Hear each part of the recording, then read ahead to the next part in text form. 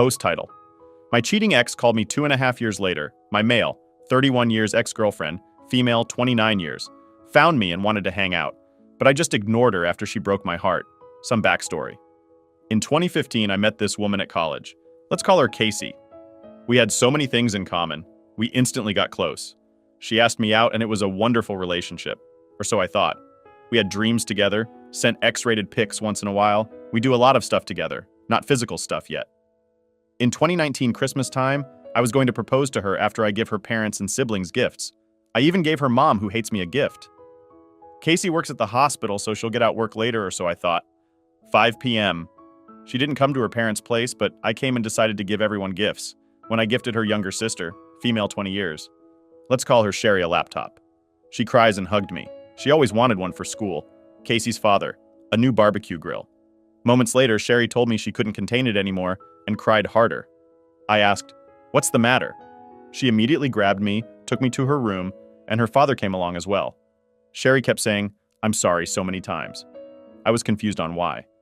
She then showed me a pregnancy test and told me that it belongs to Casey. I completely lost it and wanted to know why, and how long was the affair. Sherry informed me that the affair happened in the beginning of 2019, while I was working a lot at my factory job. She goes to see him. Making matters worse is that Casey's mom was the one who showed the affair partner to Casey. Apparently, in the month of November, Casey found out she's pregnant. She begged Sherry not to tell anyone, after Sherry found the test. When she told me everything, my world came crashing down and I decided to leave. But before I left, I think Sherry and her father, let's call him Max.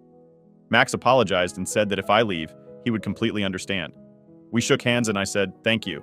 I just looked at Casey's mom and I then left my ex's house, just drove away and didn't look back. Max and Sherry got furious with Casey's mom. Let's call her Jane.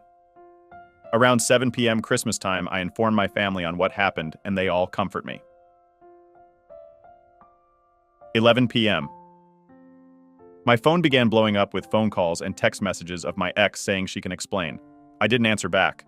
I changed my number, deleted my social media, and changed my email.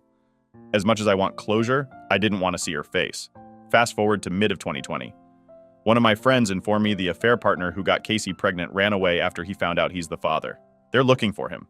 I simply said, "Who cares?" Fast forward to last month. I saw a number I'd never seen before.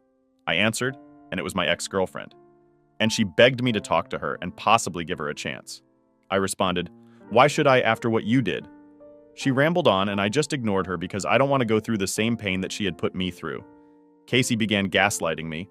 Her friends and her mom called me a coward for not seeing her again. I told Jane, "You have the audacity to say that after what you've done." She rambled on. I just hanged up and blocked Jane and my ex's number. I informed her friends about what happened and they left me alone. Last and final update. It's been nearly 3 months since I posted my story, and apparently she found me. Of all the days on Mother's Day, which was last week Sunday, my mom wanted to go to Red Lobster since she loved seafood. One of my half-sisters came along as well.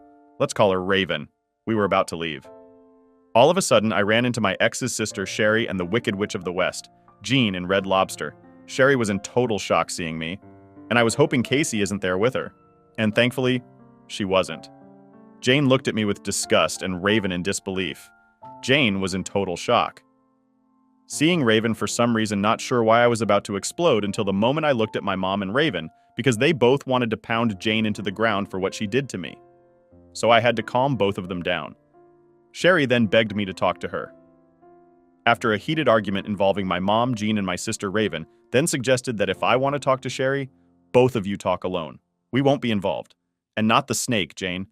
We talked for a bit. Sherry asked me how have I been, and says how she misses me and wished that I didn't leave. Sherry told me that my ex was miserable when I left, and I responded, "That's not my problem." I then asked, "How was school treating you?" Sherry cried and said that Casey broke the laptop I gave her for Christmas a week after I left and ghosted her. I asked before I left, "Why does your mom hate me?" I'm curious. Sherry then said it's because she saw me with another woman, and it was that same woman that they both saw just now. Little did Jane know it was my sister Raven. I told Sherry that Cassie's actions are wasted. The warranty is still available until November 2022. Sherry literally danced with joy and she said, "I'll immediately get the laptop after dinner." We said goodbye. We hugged and I left. The next day I waited at Brandsmart. I seen Sherry and to my surprise, Max came along.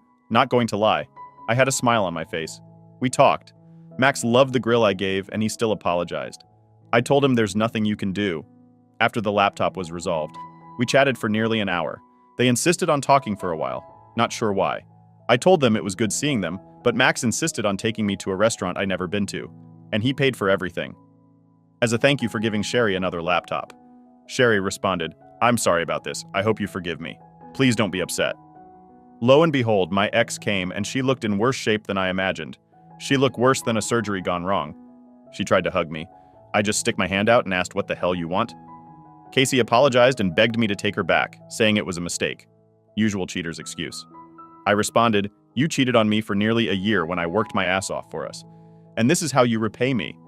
She realized that mistake and says that it was Jane's fault. And I said, "You went along with it. You could have said, 'I'm not happy with you anymore.' But you didn't. It's not my problem anymore. I moved on, and you did too, for nearly a year. And the fact you gaslight me trying to put the baby on me when we never were physical. What the hell? And now the affair partner left you, and he's on child support." Casey told me that her son is now 10 years old and needs a father. I told her good luck with that.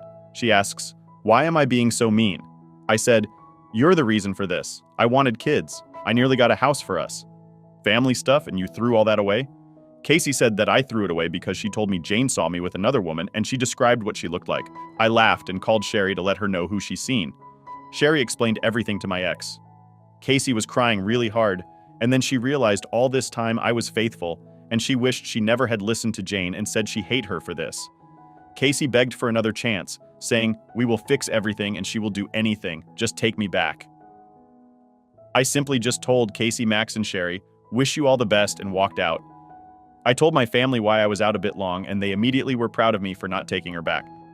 My dad laughed and said, "Jane wanted you gone, son, and found a reason, a stupid one at that. You'll do better on the next woman." So, yeah, thank you guys for everything. I didn't think I would run into her again, even though I got closure. It wasn't worth it to see the two women who broke me.